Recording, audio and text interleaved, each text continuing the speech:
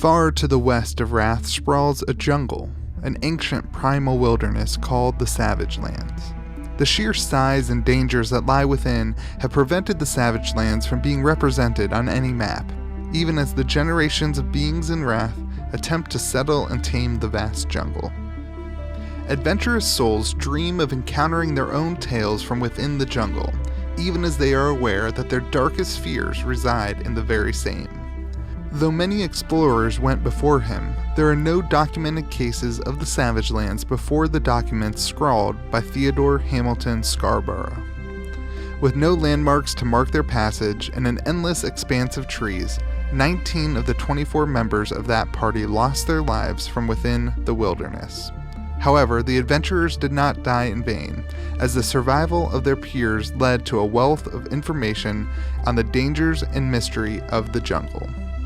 The survivors identified massive predators, vicious scavengers, and poisonous fungi and plants. Truly, the Savage Lands were a treacherous, vile, but certainly unique region in Wrath. The survivors told tales of being hunted by dark creatures luring in the shadows. Tales of their feathered brethren writhing in agony as deadly toxins spread through their bloodstream as a result of a fall into wildflowers. But the most telling tales of horror come from those who found themselves hiding or outrunning their comrades from massive, rampaging beasts trampling anything in their path. The Savage Lands are a minefield of unknown dangers, waiting to claim the lives of the careless and ill-prepared. The following are excerpts taken from the notes that were scrawled by Theodore Scarborough. Journal entry number 12, day 19. Oh, simply marvelous. We discovered a cluster of pale blue flowers with a thin blade-like petal. For the longest time, I failed to discover any properties whatsoever.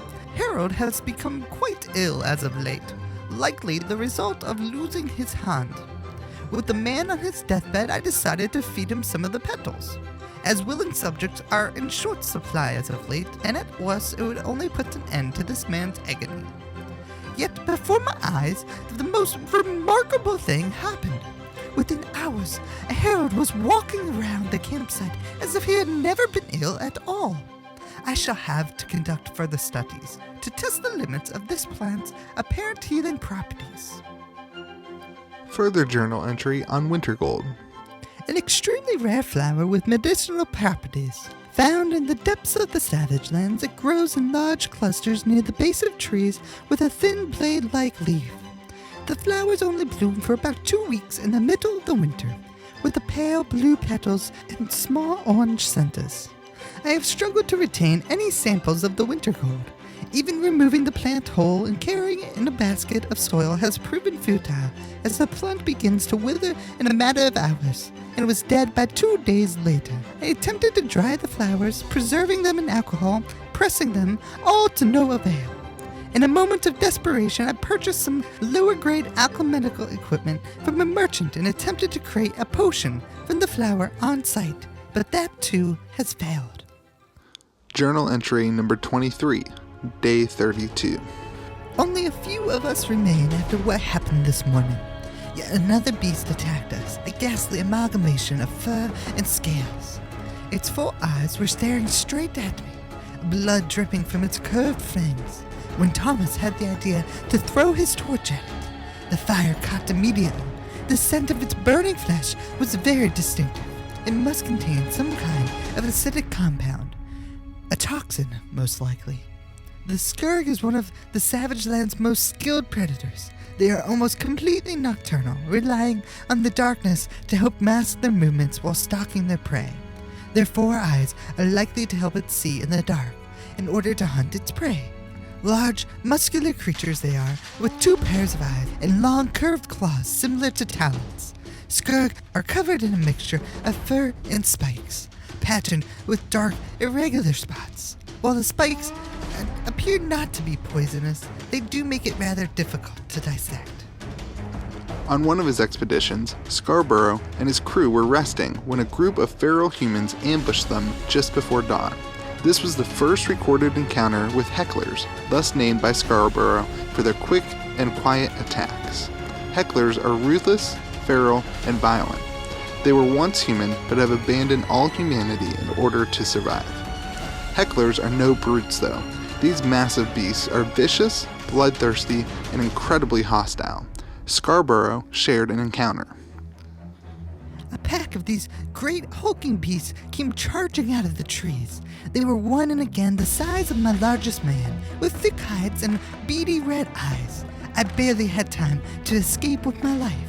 I witnessed several of the beasts hunched over one of my men, tearing apart his flesh with their bare hands, entrails hanging from their groping maws. While I fled, their screams followed me, echoing through the trees.